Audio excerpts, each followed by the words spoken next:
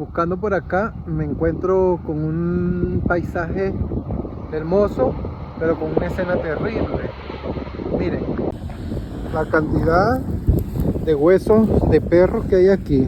Una carabela, dos, tres y la cuarta. Ahí están. En esta zona vienen siempre a botar perros, a botar gatos. No entiendo la humanidad, a dónde vamos, a dónde nos dirigimos, qué busca. Como todo es un paisaje así, este es el paisaje de acá. La gente se aprovecha de eso. Pensé que los seres humanos nos hacíamos daño era entre nosotros, pero cada vez que conseguimos escenas como esta es para pensar. Y realmente como que estamos destruyendo todo a nuestro paso, sin importar qué, cómo, cuándo.